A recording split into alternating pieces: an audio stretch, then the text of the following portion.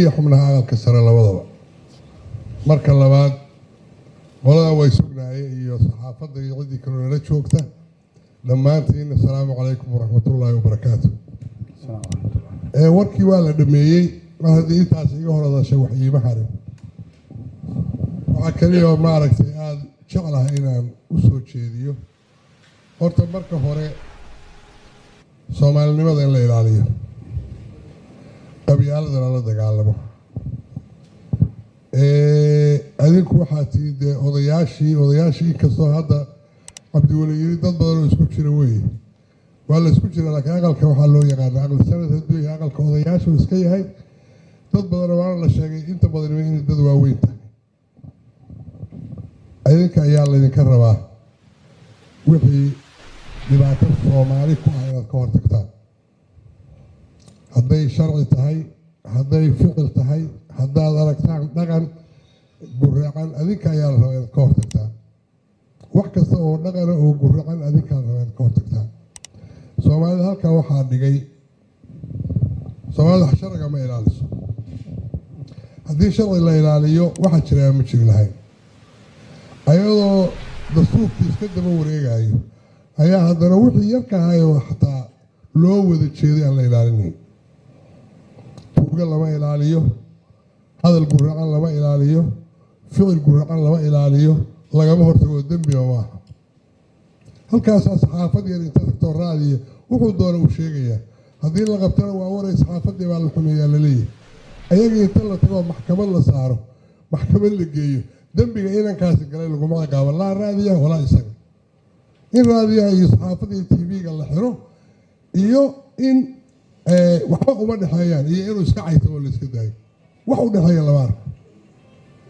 haddaan sharciga la ilaalin oo qofkii dembi gala dembiga lagu qaadin waa dhibaato. waxba ma socon karaan, waxna ma soconayaan. haddii sharciga laga weynaado oo qofku uu sharciga ku tunto, kan madaxda ay ku tunto, kan ka hooseeya ku tunto, aan midna la ogaanin, aan dembiga lagu qaadin qofkii dembiga gala waxba ma hagaagayaan. Soomaali waxaan u sheegayaa iyo adinka intiin hor fadhida iyo inta kaleoo bannaanka joogta sharciga hala ilaaliyo. haddaan sharci la ilaalin waxba socon maayaan.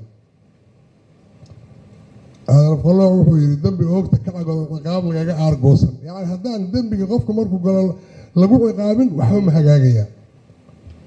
walaalayaal sharciga hala ilaaliyo. adinka sanitarada kuwa galmudug ka soo jeeda gaar ahaan waxaan ka codsanayaa inaad hadda bal guntiga dhiisha isaga dhigtaan, isu tagtaan. bal horta adinka lafteenu waa ogahay inaad kala siyaasadteeda isku yaasad noqotaan marka ugu horreysa. marka labaadna xildhibaanada galmudug ka soo jeeda oo reer galmudugga ah laftooda in la ii ammaan geliyaan idinka codsanaya. meel kaloo aan idinkula hadla mahaye haddaan halkaan idinkula hadlaya.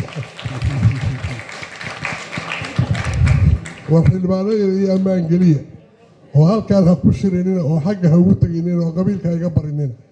dad badanoo isku yimid weeye waa isku keensadee in maaryaal ii nabadgeliya marka ugu horreysa. marka saddexaad waxaa weeye xaafiiskii iyo anagu sidii cabdiweli wuxuu haystaa meel deganoo xaafiis, laakiin anuu carshaan la yaqaan baan idiin dhisaya haddaad iimaanaysaa oo aad ku hooyataan oo aad joogtaan iyo baadiye fiican oo qurux miirana. intoo waa idiin diyaar, waana ammaan. waxbaa ka baqinina. dhulkaygu aada iyo aad buu ammaan u yahay. waa fiicannahay alxamdulilahi rabbilcaalamiin. waxaan idinka codsanayaa xamar waa ka aaminsan tahay marmar noo imaado. waxaan ku casumayaa insha allah bisha January markii baarlamaanka la furaayo waxaan idinku casumi doonaa adinka ama tiim badan oo idinka mid ah inaad cadaada noogu timaadaan nala furtaan furitaanka baarlamaanka markii la furaayo. aad baan maaragtay idinku soo dhaweynayaa. waxaan jeclahay inaad wax badan nala aragtaan oo meesha ka jira. midda labaad, annaga cillad kalaan qabnaa weli annaga dhibaataan haysata. arrinta ahlu sunnada in la kala shaqeeyaan rabnaa oo sida ugu dhaqsaha badan dib u heshiisiintaas aad adinka aqalka sare xataa guddi u saartaan oo aad nagala shaqaysaan. iyo arrinta gaalkacyood labadana waxaan rabnaa si xoog ah inta lagu tago mar aad nagala shaqaysaan weliba waqtigan waa waqtiga ugu habboon wey